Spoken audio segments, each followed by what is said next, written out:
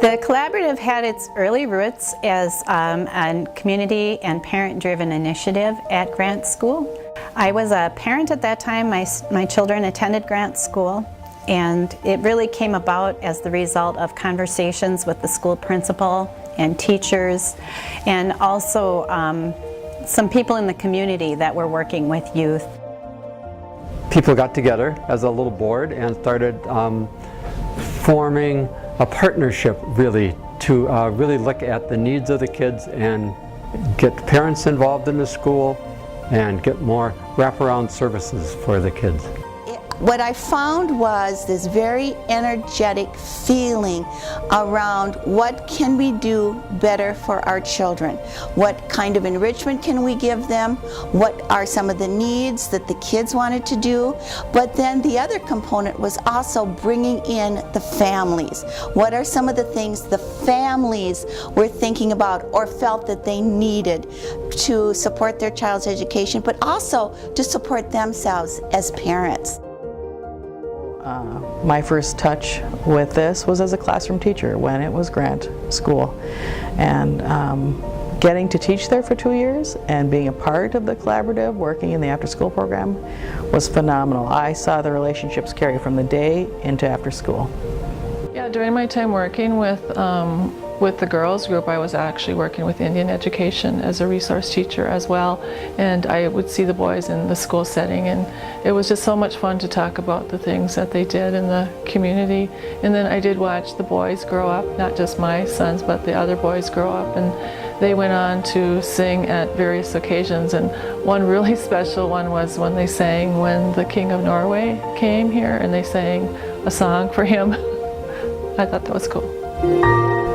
Well, I think the collaborative as a whole especially has really been a positive impact for my community. I mean, I grew up in the hillside, like I mentioned, as a camper at theater camp. You know, I got to know a lot of the other kids in my neighborhood pretty well, and you know, I mean, obviously there were kids from all kinds of different backgrounds, and so getting to see the collaborative doing that work of kind of being the cement for all these different pieces, and really bringing them together was, I think that's such a powerful thing. Parents are the ones that spend the most time with their kids, and they know their kids the best. So, I mean, they need to tell us information that can help their children learn better, want to come to school. What can we get your kid involved in that will help them want to be at school and want to be a part of, learning. One of the things that I really appreciate about the collaborative is that it's a strength-based approach, and it really builds on the strength of the community, of the individuals and the organizations in the community, and it really works to build on those strengths, and it's an asset-based approach that's really exciting to be a part of. At this critical point where students who've been in the program are coming back and asking to volunteer with the program. And to me, that is really exciting. Or volunteers are being hired as coaches. We know that there's no disparities and barriers in certain areas in our city. So we want to make sure that everybody has the same opportunity to be successful, to get resources, and to strive. We want to make, Duluth and the surrounding areas work for everybody, and that's why the community school model is so important. Looking at what the needs are of the families and the youth that we serve, and how we can bring different partners and people together to really meet those needs, make sure that everyone has the same different opportunities, that working together we can reduce barriers. So everyone is getting what they need, and it might be different things, but together we can help make sure that happens for everyone. It's not a up and down model. It's circular, it's holistic, so that includes room and time for people to actually have a relationship, which means communicating, which means talking, which means building each other up and not down. Even in elementary and pre-K, we are thinking about what can we do at this stage to ensure that child is set up for success and high school graduation. Well, I think the reason that we are still involved is when we look at some of the numbers and we see some of the results that we're getting, the program and the model work. and you want to be involved with something that is successful. We see that the kids are doing better academically, behaviors are good, the students are reporting that they like school, they're learning, they have a better connection with the school. The parents are talking about how their kids enjoy school, want to go to school, and behave better at home. I think it's a proven strategy.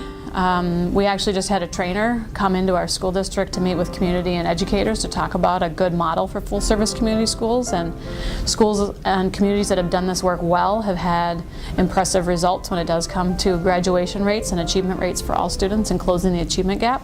So I think we know that it's an effective strategy when we do it the right way.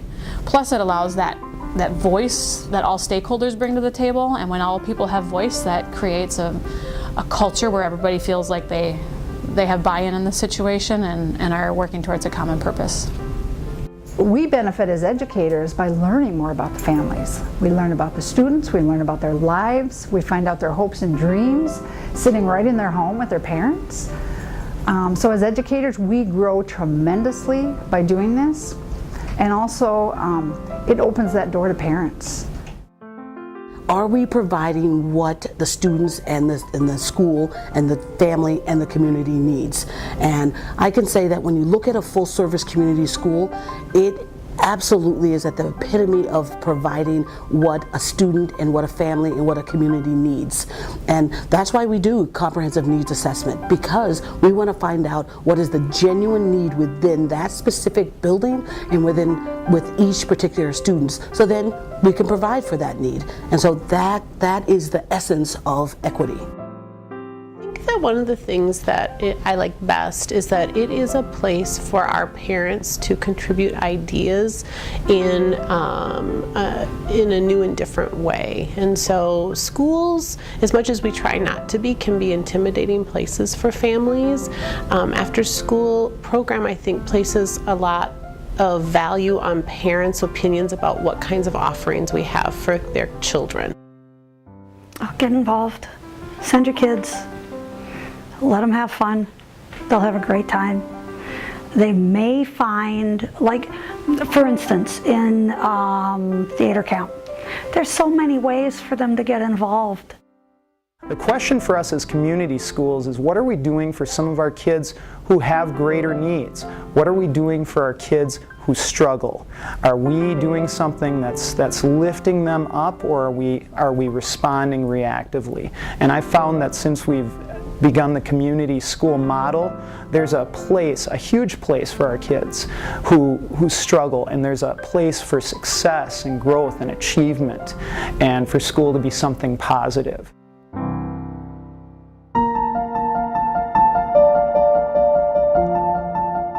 I mean, I imagine this is probably a little ambitious, but I'd really love to see this, the program get implemented, citywide, well, and of course beyond citywide, but,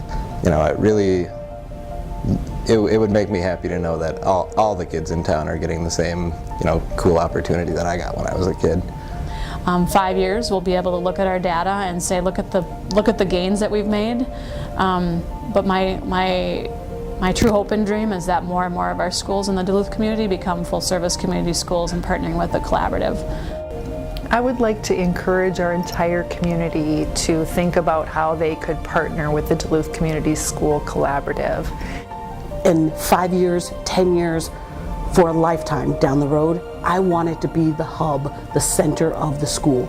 Obviously, every school deserves to be a full-service community school. What that looks like is different in every building. But if it's a way that we provide what our students need and how we support public education, it is the way things should be. I think if you believe in our children as being the basis for our future, where else would you go?